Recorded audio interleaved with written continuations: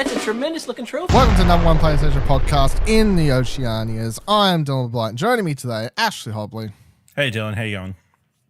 I'm very good to be here today, on which this podcast releases, and Kingdom Hearts is out today.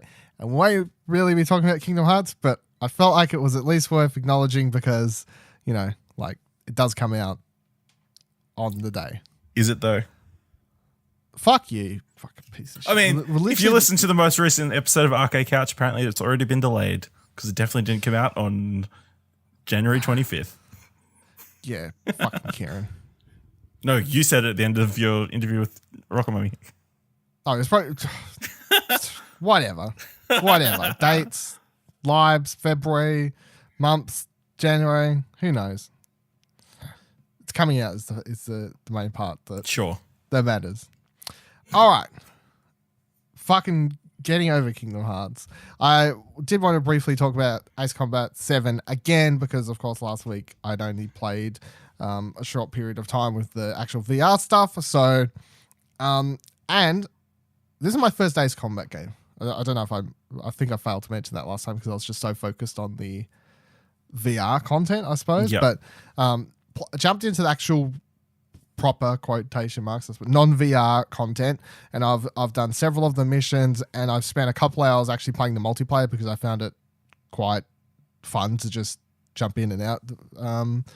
So I've played the game. Is this in VR or normal? No, just all normal. This is just all Was it a tutorial this time?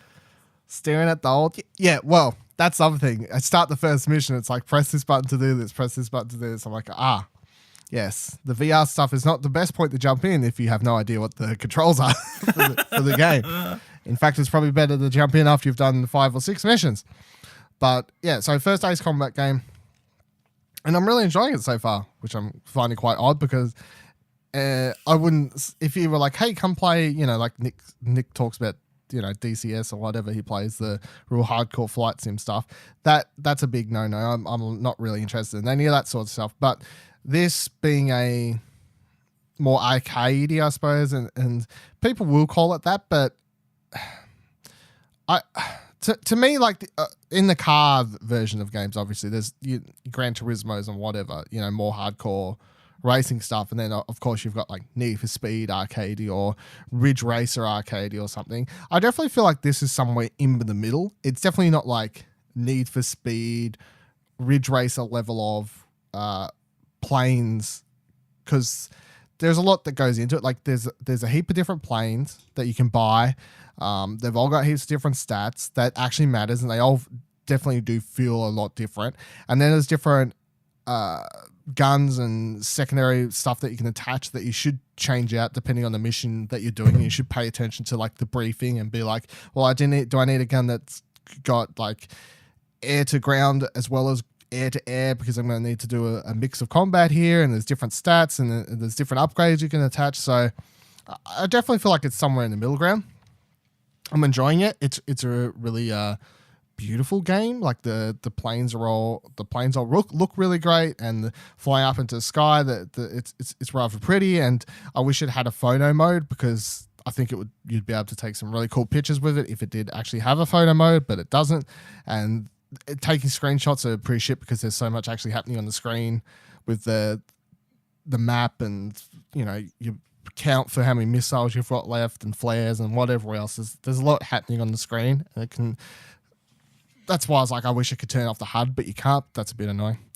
The other thing I'll say is the story is absolutely batshit crazy, and having not played an Ace Combat before, but knowing what the stories were and knowing they were a bit of a joke, I went into it knowing what I was going to be in for, but the story is just really weird because they have at the start of every mission, they have a cutscene, like a CGI anime-esque cutscene with a character, and the main character in all these is this female who at the start of the game is like taking off in a ship she just finished building, and she was building it for all these years with her grandpa, and then right as she's flying it up into the air, this war basically breaks out between these two opposing sides. It's all very fictional, I can't even remember the name. It's like the kingdom of this and the whatever else. And then she gets shot down and then taken prisoner and all this sort of stuff. So this is the story you're getting in these cutscenes. But what you're actually playing in the missions is nothing to do with her. You're not playing as her. You're not playing as anyone that's even beside her. I presume eventually like her storyline and the character you're playing as connect in some way, but at the moment they're just completely different because you're playing as some pilot over on one of the sides, and you're doing missions to, of course, take on the opposing kingdom that's just like caused war and all these sorts of things. So it's nothing even to do with her, which is really weird because you're literally watching cutscenes for. And there is story happening with your character. And you do play as a character who doesn't speak, but there is story happening there with you and the person you play as, but it's nothing to do with the character you're watching these cutscenes for.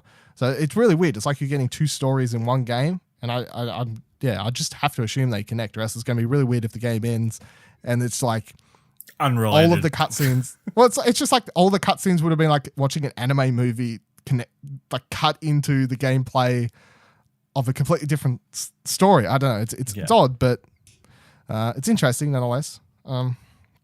Yeah, I'm enjoying it. I hopefully plan on finishing it and seeing it through because the missions are enjoyable.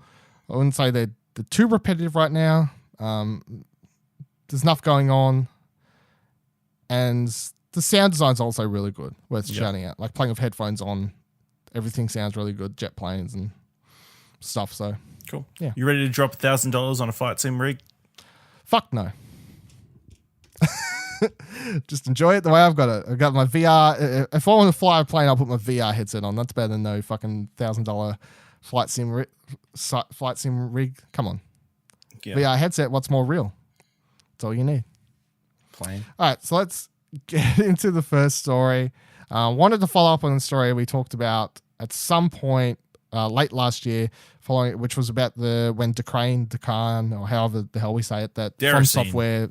Déraciné, yeah, the From Software game that was the VR one puzzle game, and that had a Bloodborne Easter egg in the game where it had the doll character appear in the game as an actual doll, and that was a thing. And of course, when it happened, everyone was freaking out, saying, "Is this teasing Bloodborne 2?" Anything like that.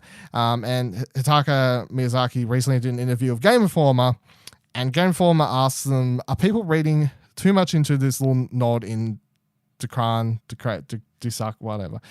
Who responded, "It wasn't so much that they read too much into it. It was just supposed to be a little homage, but people kind of expected Bloodborne 2, and it kind of got a little bit crazy. So we felt like we caused a great inconvenience to Sony, and that was really not our intention." I like how he's like, that's the thing. It's like, "Oh, we're so sorry, Sony. We're sorry we caused people to think there was Bloodborne 2 happening."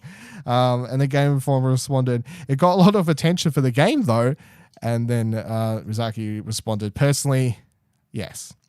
Which is like the big, because there were so many stories about, like, I personally would say the game definitely wouldn't have got written about anywhere near as much as it did, or covered as much as it did, if it didn't have 1,000,001 people writing stories about this Easter egg that was in the game. And I'm sure that caused people to actually buy the game thinking there might be more Bloodborne Easter eggs in it, I suppose. So yeah, some hidden stuff in the code or something. Yeah, who knows?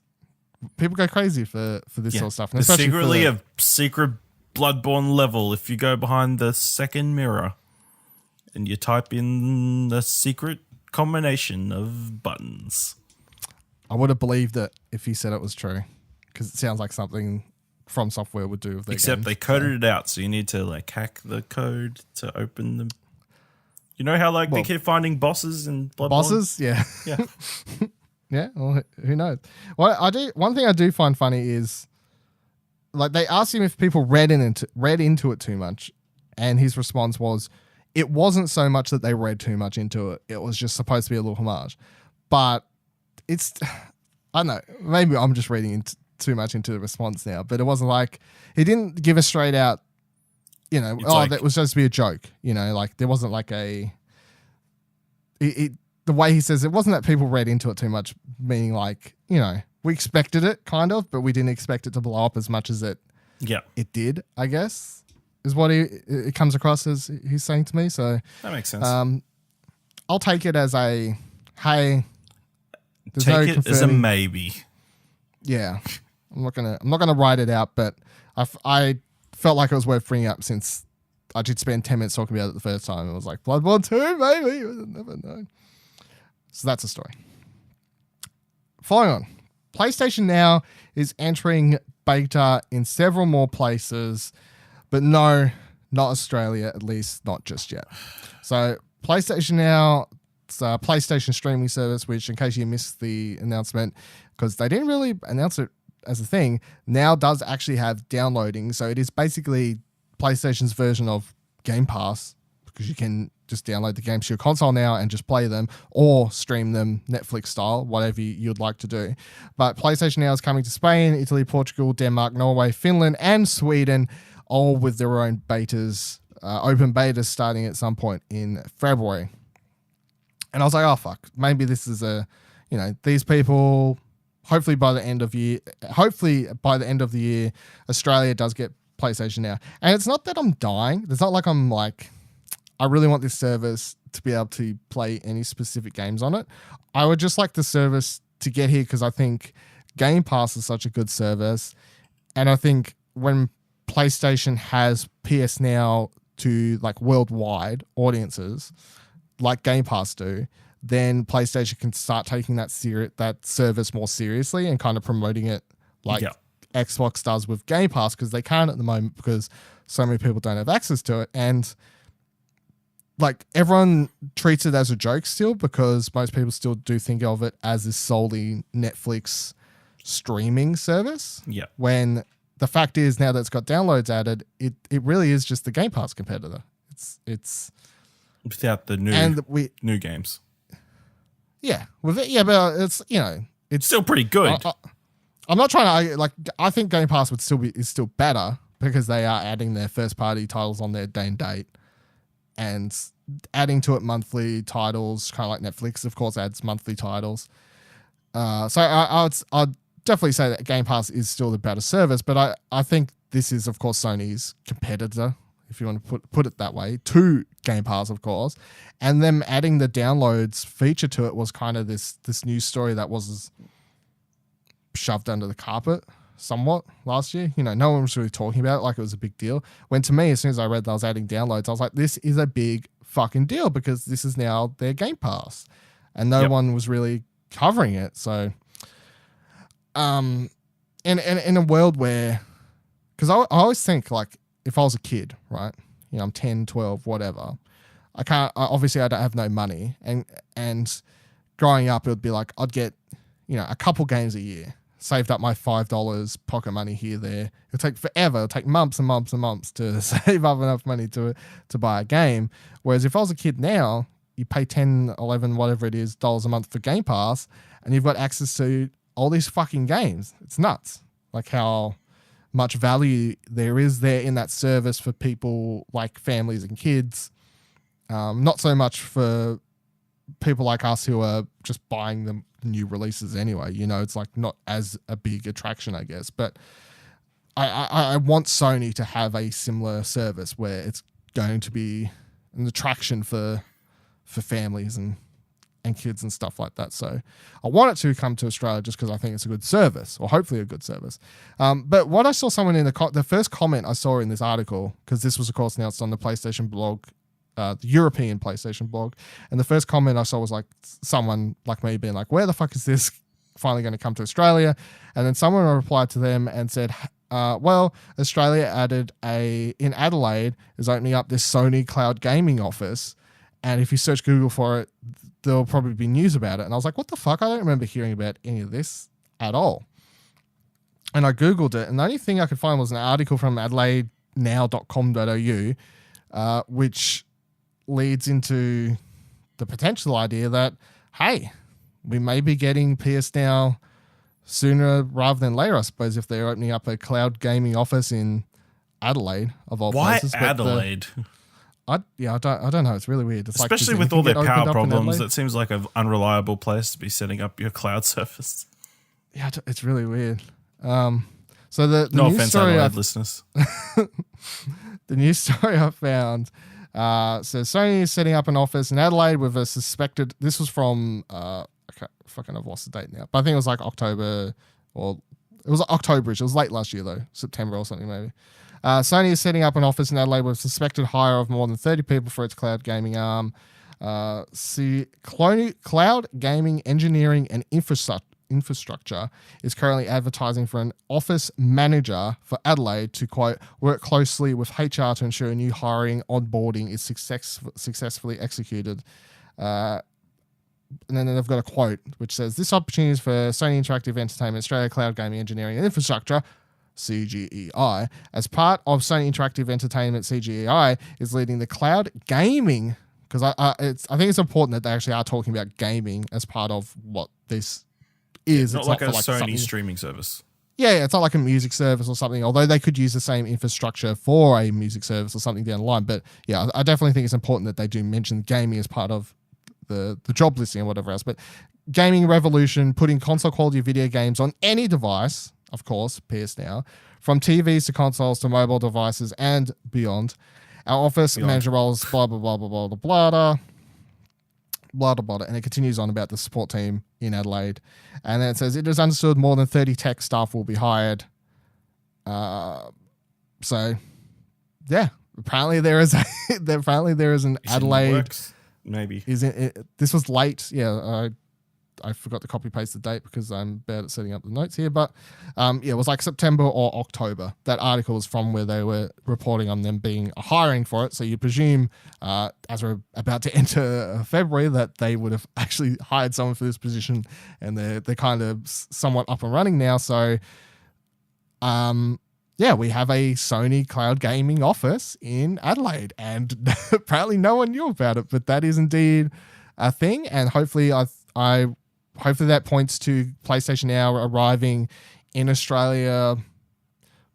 I mean, you have to. Look, I'm not into tech. I work in tech. I don't know how long it takes to set up the infrastructure or anything like that, of course. But if I was to take a swing in the dark out of just past news stories and stuff, it's like maybe we see PS Now by the mid-year, or at least the beta by mid-year, I suppose, which would be good. That would be good. Whereas, definitely this year, assuming nothing goes wrong. Although they have to cope with our Australian internet is the only thing. So that would be the only thing holding them back, I would imagine. Yeah, my big question for it is, like, why they're setting Adelaide? it up. Yeah, well, apart from why Adelaide. But my big question is, like, because they've added the downloading and stuff now, they could, in my mind, I'm like, why isn't it just out? And just be like, hey, you can only download stuff now, and while we work on the streaming part of PlayStation Now, you can only download. And then when they got the cloud gaming stuff up and they can do the streaming for people, the very few people in Australia could probably handle streaming fucking games as is, they're like, hey, that's a feature now, and they just enable it, I guess. But it seems like they're still focusing on making sure that the streaming factor is very important for PlayStation Now in Australia, when the fact is that's not going to be what's important for Australian consumers. You know, the PlayStation Now in Australia, being able to download the game, and like Xbox Game Pass is what's going to be important, I feel. Most Australians aren't going to be able to stream. Is it only downloadable on the PS4s or PS3s? Like, if you've got, because PS Now is on like PCs and stuff. Can you download it onto PC? I can't remember. I'm not 100% sure. I'm sure there would be some sort of piracy thing. There probably is, but I mean, I'd assume the codes are like encoded, and they can only be played through the app, and whatever else. It's the same as, you download an iTunes movie. How does that not get pirated? That would be the only reason I could think of, that if they couldn't download on PC or something, they might hold it back, or they just want to have the finished product to release so they can get all the good press at the same time. But yeah, I guess I just feel like in my mind, because why not get money from people now when you can? Yeah. It just feels like you're wasting time when the most important feature is obviously the easiest part of it to set up, I guess is my problem. But whatever. You do you over there in Adelaide, where you're setting up the cloud gaming. 46 degrees. Adelaide is the Adelaide, the cloud gaming future that we never knew we had. I like in this article that they somehow swing it into esports. Yeah, they do. I did mention that, but yeah.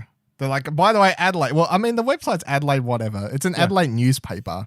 By the way, I had to pay a fucking $1 to sign up for a monthly newspaper subscription to be able to read this fucking article as a side note, because I literally could find nowhere else. I could find no other news about this fucking thing, and this is the only website I found that was writing about it. And I was like, motherfucker, and I was nearly just gonna do the story about reading this, but I'm like, I really want to know what that article says. So $1 later, just charge it to the network. Yeah. Well, what's worse is I have to ring up a fucking number to cancel my subscription, which hopefully I don't forget in a month. Because those things you can't. It's one of those newspapers ones. If you want to read the Mercury bullshit. or anything like that, I'm covered now. I've got an account. But yeah, it does tie the Adelaide Crows are quite esports team legacy. Yeah, okay, very good. Adelaide's going off when it comes to gaming. Calm down, Adelaide. All right, Sam Lake, who is the writer and creative director from Remedy, recently tweeted out admiration for Hideo Kojima and Death Stranding, saying that, quote, he is an inspiration, hashtag Death Stranding, dares to push the boundaries. It's wonderful to be able to compare notes, happy and honored to call him a friend. This is, of course, notable because Sam Lake is now added to the list of people who have actually played the game, alongside when Hideo Kojima went to Guerrilla Games at some point and apparently showed off the whole game to a bunch of people there and left them all wowed, and that was a whole thing that happened. Yep. And Mark Cerny's apparently played the game, and the amount of people, the amount of people that have Jeff played Keighley's this game. played it as well. Jeff Keighley's probably played it and just he's isn't like allowed to say to himself. Yeah, he's like, Hideo came over one week in BFF, set up a console, played the game, but yeah. So here's another person who has actually played Death Stranding and speaking highly of it. I mean, you take what he says with a grain of salt. Yeah, obviously, he could be lying through his teeth. Yeah, it could be lying for him. He could be lying for his teeth, but I'm sure it's always interesting to hear when people have actually played this game, and leads a little bit more credence into a lot of people like to theorize that this game could actually come out this year and be the PS4's like swan song, I guess. Yeah, is a theory a lot of people have. I'm kind of a fence sitter on that theory because, of course, it's Kojima, and it's hard to believe he could actually have this game come out in a relatively short development cycle, especially for him, I guess. But at the same time, the amount that Sony let him kind of promote it in the last couple of years, combined with the fact they talk a lot about like people play the game for at least for the last couple of years and to a high state. I mean, we've seen gameplay a little bit, at least the last time it was shown, wherever that was, I can't remember. So yeah, I don't know. Like I'm definitely a fence sitter when it comes to the whole Death Stranding 2019 theory. I fall neither side. Where would you put your money? I mean, for it to be playable, you would assume it'd be pretty far along because a lot of that tech work obviously is done across the board. I don't know. Unless he's got like a demo, like they've done a specific level and that's what they're showing people. You would assume it's reasonably far along. Whether it'll be out this year, I don't know. They've done release dates like 6 to 12 months out. I feel like they've given people a fair bit of notice. Sony's been good with them recently. Like, yeah, so I don't know if, especially seeing as they don't have an event to announce it at the moment. But do they? Yeah, it's hard to say. But if they suddenly have a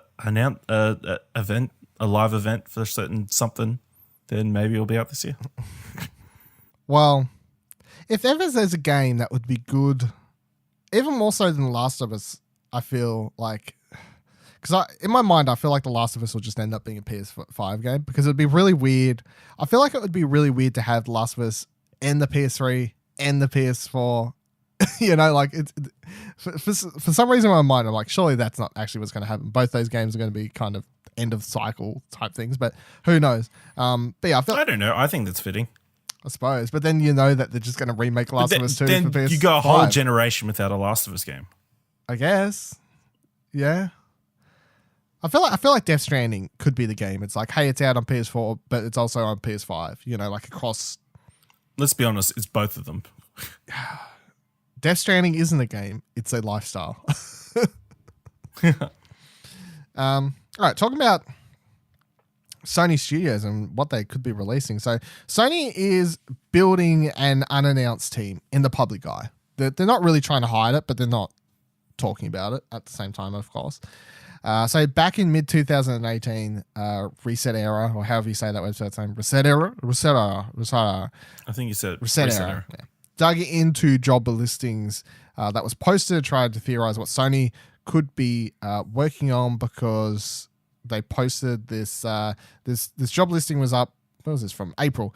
The job listing was up in April, and it's rather long, of course. Blah blah blah blah. San Diego gameplay engineer, but the parts that Reset Era focused on was Sony PlayStation is building a new game development team in partnership with Visual Arts Service Group, VASG, an award-winning fully production studio that specializes in animation, motion capture, cinematics, art, and scanning.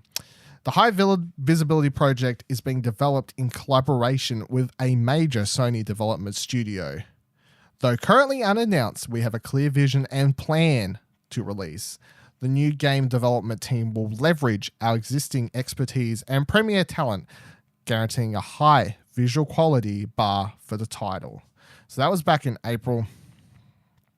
And then there was another one posted for something else, and the Reset Era basically went on this long theorizing trend about thinking it could be for a studio being put together to basically continue the Uncharted franchise. While Naughty Dog is like, we're done with that, Sony sets up a new studio team and handpicks talent from some of the best places they could and puts together a new team to work on a game to continue the Uncharted franchise, which we'll get to, asking if you'd actually want that in a second. But brought it back up this week because Quentin Cobb, whose Twitter profile says he is the senior game designer at simply a Sony studio, so whatever this unannounced team is, this past week welcomed James Martin, I can't pronounce his last name, Martinchek? Sure. James Martinchek to the team as lead animator, and he's just come off working on Red Dead Redemption 2, and those who had previously collaborated on The Last of Us and Uncharted 4. The funny thing of all this was, of course, people are trying to figure out what this studio is working on. You know, mysterious studio at Sony is going to get people all amped up and sweaty, of course, trying to theorize what it's about. And people in the thread are responding, like Shinobi602, who's a prominent PlayStation Twitter handle, I guess is how you describe them, posted, nice, good guy, James. What was that team again, Q? Can't really recall. To which Quentin replied, the future. Ooh, snap. So there's lots of Sony secret teasing stuff happening over on Twitter. Of course, the team could be working on a brand new IP. That's obviously the go-to, probably the most simple answer. But is it though? But to play into Reset Eras, is it the most obvious? Well, I don't. Or, well, that's the question. Or is the simple answer really what Reset Era is trying to think about, and is it an Uncharted game? So what do you think this studio could be working on, and would you be open to this new studio working on and continuing the Uncharted franchise? I have absolutely no idea what they could be working on. I think it would make the most sense for them to be working on an established property, like bringing something back. Like, why are they getting somebody else to do these remakes or remasters of stuff when they can have an in-house studio do it? You know, like, why get Bluepoint to remake something, or get the team who are doing Medieval at the moment to do something? What if they're making a new Medieval game, Dylan? They're like, we're banking on the success of this. They haven't even seen how well the last one did. Banking on the success of this. No. As to a Uncharted game, I would happily see something as long as it's not Nathan Drake. Yeah, well, look, I'm going to go full spoilers because I feel like this is a PlayStation podcast, and if you haven't played Uncharted 1 to 4 by now, then I'm sorry. Sorry. Look in the show notes. You probably just bought your PlayStation. You're like, hey, I need to listen to a PlayStation show to understand what I should be playing, get into the ecosystem. Yep. Unfortunately, you've tuned it at the wrong time. Yep. This is one of those times. If you really don't want Uncharted full spoilers, skip ahead, look in the show notes. There will, as always, be time codes, and it'll tell you where to skip to. But, of course, the thing is, if they're going to continue Uncharted, I don't want Drake either. What we want is we do want his daughter, right? That's where we're going. Yeah, that's one direction. Wait, you'd rather it be like Chloe or something? I'd be happy to play another Chloe Nadine adventure. Lost Legacy 2? Yeah. I think that'd be really cool. Like all of the above. Or all of the above. Maybe it's some intertwining story. All right, let me hit you with this one then, since we just said it out loud. Uncharted, subtitle something. It's Nadine. What's the other one? Sorry. Nadine and Chloe. Completely mental blanked. And his daughter. That would be cool. It's all three of them in a game together. Yeah. That's actually good. I've sold myself now that I've said it out loud. I think... And interchangeable characters. Well... Or you play as different ones in different sections. Yeah. That'd be cool. Well, I think the thing is that's important. It's like, I don't want another Nathan Drake game because story-wise, I don't think it makes sense. And Uncharted 4 wrapped up Nathan Drake's story perfectly. You know, there's no reason to drag him out of retirement. You could have him be in it for a hot 2 seconds if it was his daughter or something that's just like in a cutscene and, you know, he's just chilling and whatever. He's retired. If you want to give fan service that way. I don't want to play as him. I don't want to see him out on adventures at all. I want to see him playing Crash Bandicoot at home. And that's what he's doing for the rest of his life because his story's wrapped up. Only Crash Bandicoot. Yeah, only Crash Bandicoot. He's still trying to figure out how to beat Crash Bandicoot 1 for the rest of his life. But the Uncharted games... like story-wise, you know, that pulpy Indiana adventure. Yeah. There's no other game filling its shoes genre-wise. It's still very much open. You could argue Tomb Raider's there, right? But Tomb Raider has always kind of been here. And Tomb Raider still is very different to Uncharted because if you look at Tomb Raider is actually a lot more serious than Uncharted in a lot of ways, or tries to be a lot more serious than Uncharted in a lot of ways. Like the most recent Tomb Raider game, I haven't played it yet, but like from trailers and everything I've read and heard and stuff, thematically, it's very much about Lara kind of going to the dark side and dealing with the fact she's killed all these. You know, it's taking that character in a lot way different way and dealing with them than you would in an Uncharted game. And I definitely feel like Lara Croft, the Tomb Raider games, although they're similar in that they're adventure games, I guess, they're not the same fun level that Uncharted is. Uncharted still has that Indiana Jones feel right. And I don't just mean Indiana Jones feel as in you need the main character to be a male, because I'm saying you could do the Indiana Jones feel stuff with a full female cast that we're talking about. It's just the way they write and produce and have the characters, you know, interact with one another and have fun. And of course the stories get serious moments, but they are still just more your fun, rollicking adventure game, more so, even though it focuses on some dark subjects at times. And the gameplay wise is very adventure driven. Like playing those games, I always suggest, anytime I've suggested Uncharted to someone, I say, hey, if you want to play this game on easy, I'd actually suggest it. Like I never tell anyone to play those games on hard because I think playing those games on hard ruins them. Because what's enjoyable about those games is playing through without being stopped. You know, new music hits in, you're running along, shit's exploding, you know, you're playing an action film. I feel like anytime in an Uncharted game, every time I die and I reload a cutscene, reload checkpoint, it just like kills my mood. It's like, okay. You know, you start checkpoint again, music kicks in again, it's like, fuck. It kind of ruins those games to me. So I that's mainly why I don't like playing those games in hard difficulties, and always suggest to people, just fucking play it on easy, honestly. Just enjoy the whole experience. So there is definitely a room for more Uncharted games, just not room for Nathan Drake, I feel, is what the... Preferably not. It's not even I mean, preferably. you could go ahead and ruin it. Yeah, I feel like they'll just, if they drag him back up, I do feel like they just ruin 4 at this point. Like, unless it's amazing, but I feel like there's no way that you could top how that finishes. Yeah, I mean, there's a few different directions that you go. Again, you could go our incredible pitched route with all girl gang, finding treasures in the future. You go back, you could have young Sully doing stuff. I mean, you could even I mean, if they want to do a tie-in to the movie that maybe is getting made, you could do young Nathan Drake. No, please, no. Preferably not. But yeah, there's a lot of room to, or maybe they can even set it in the universe, but have a completely new cast and just be Uncharted, I guess. I think like Mass Effect. Yeah, that went so well. Yeah. I do feel like one thing with this studio better. though, like just them being put together in general and what they could possibly be working on, and why one reason I do kind of believe that it could be an Uncharted game or something is because Sony has a lot of new IPs coming out. They don't have a lot of continuation at the moment.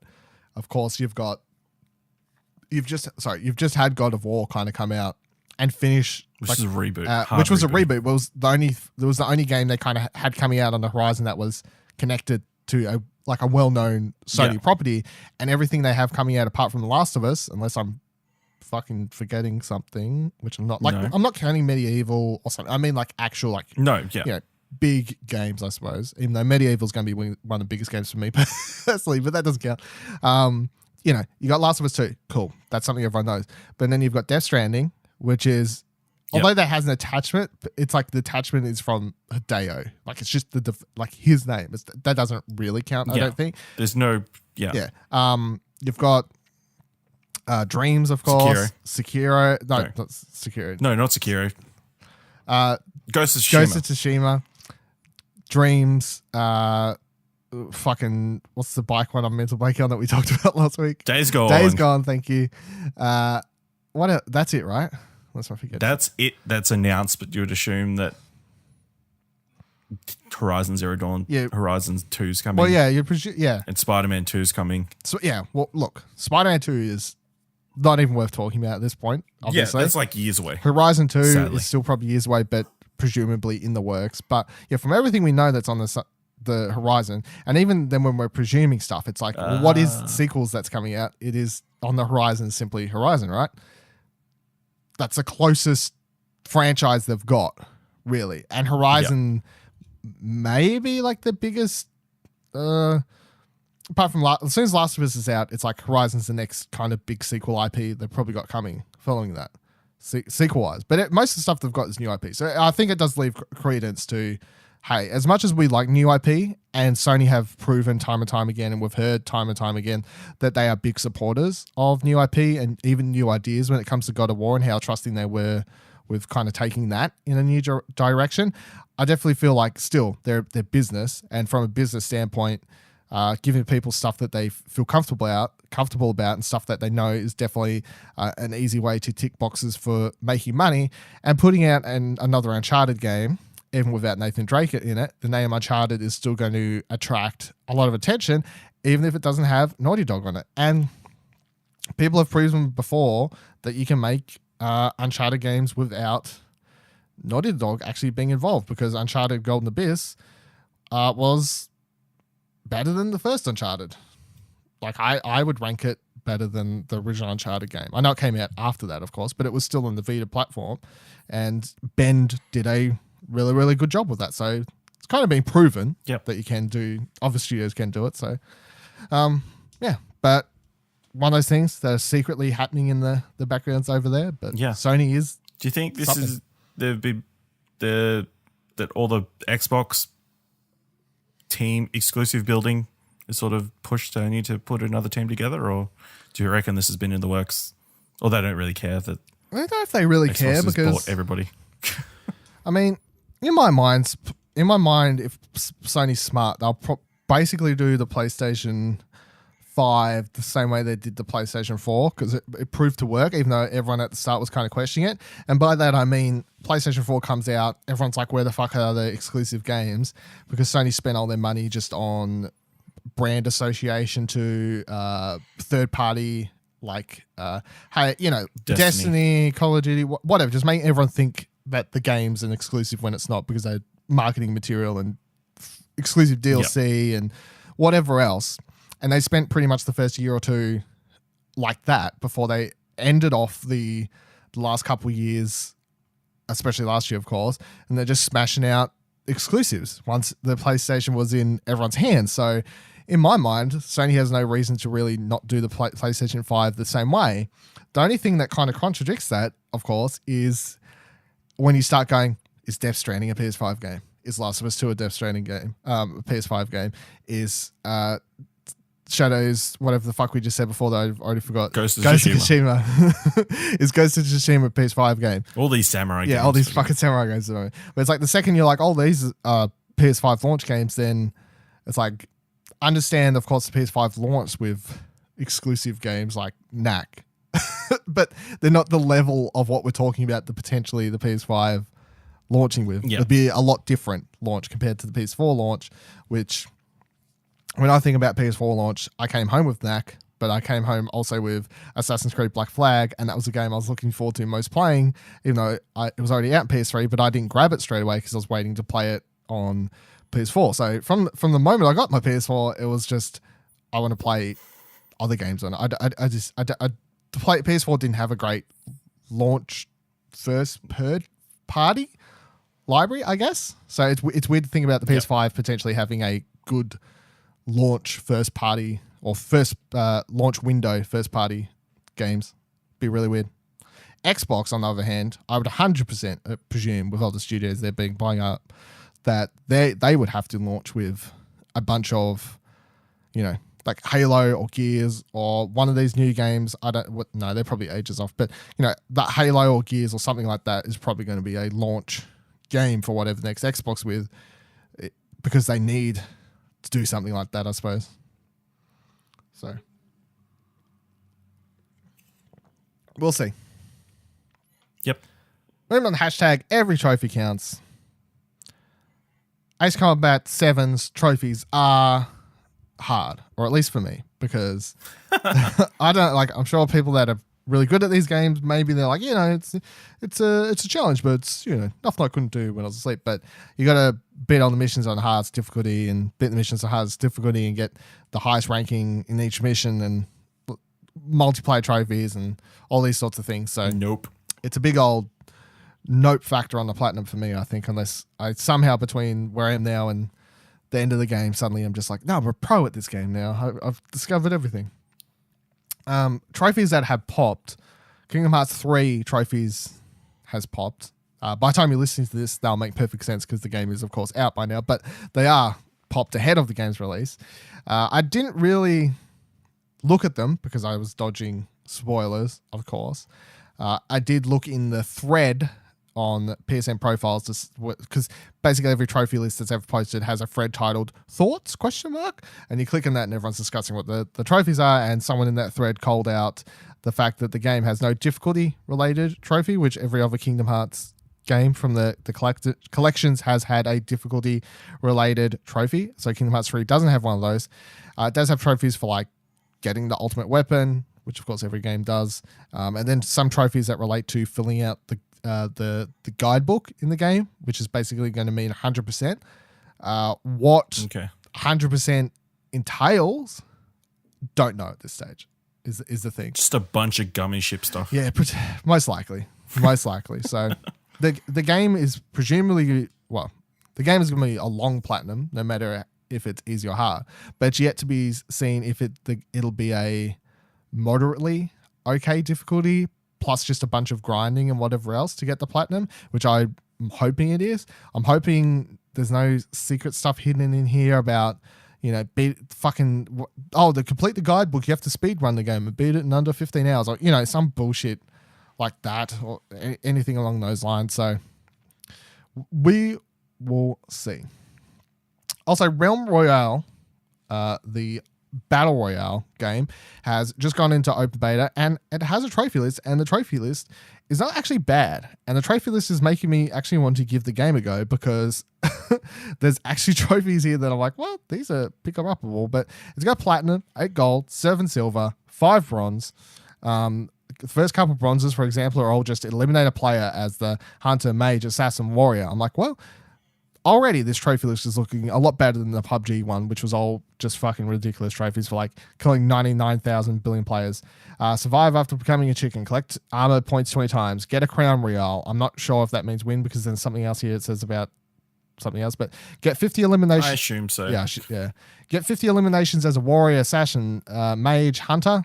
50, sure. Even if you're only getting one a game, it's still, of course, it's not like it's hard. It's just it'll take you 50 games. Okay, big deal. Forge 100 items. Don't know what that means. Get a legendary item every slot. I'm not sure how hard that is because I haven't played the game. But so at the moment, 2 hours ago, someone actually already has the plat. So that's why I'm like, this is potentially, well, not even potentially. This is the easiest, and I haven't played the game, but I can already tell this is the easiest platinum you can get when it comes to Battle Royale games at the moment. Eliminate player with your dagger. Get a Crown Royale with 3 different classes. Get 10 Crown Royales. Chicken a player from more than 800 feet away. A lot of people in the thread I was looking at were saying that's possibly the hardest trophy in the list. Eliminate more than 10 players in a single match. That is also the one people were talking about, of course, making it hard. But, even if you suck, 1 out of 100 games, you just go mad dog sometimes. Win a match as a team of 4 without losing a single player. That one is presumably just going to mean playing with people you know, not actually randoms. A lot. Yeah. And doing it. But I thought it was worth pointing out that was actually a good Battle Royale trophy list, especially after PUBG's list, which was absolutely fucking bullshit. So good job, Realm Royale. You got a doable list there for your free-to-play game. That's obviously also the big difference between this and PUBG.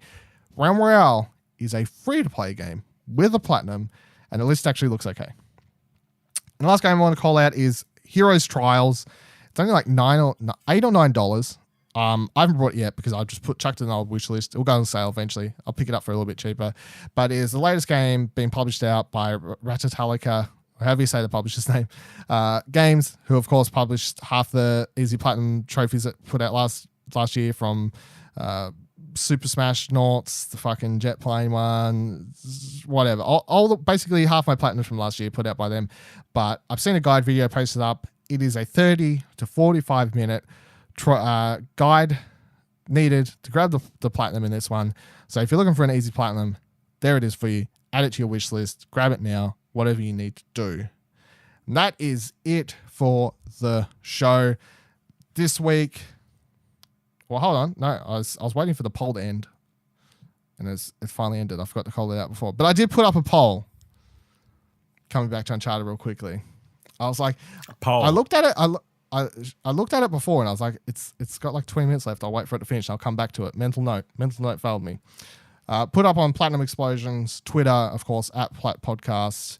And I said, would you be interested in another Uncharted game from a studio other than Naughty Dog? 27% said yes. 18% said maybe. And 55% with a resounding no. So quite the opposite to what we were just saying on the show, which is interesting. Maybe they're just thinking Nathan Drake, though. Yeah, well, I didn't specify because I didn't want to sway the vote. Sway the vote. It's like, it's open to interpretation. What Uncharted game doesn't mean Nathan Drake. I didn't say Drake at all in the tweet. So, there's interesting. And I would play an Uncharted game with Drake. Would you?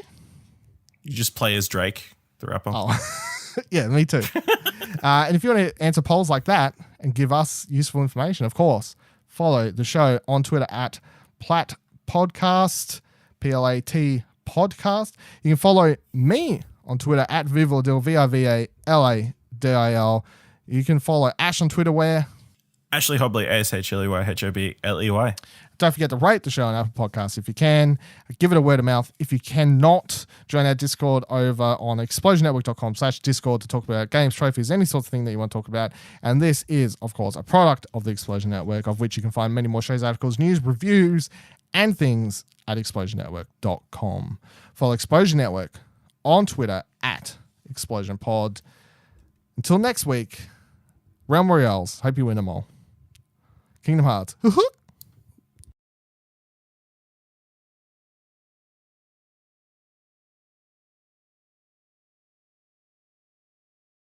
Oh, shucks. Oh, boy. Riku. I used to be obsessed as a kid doing this Donald Duck thing. We go, hold on.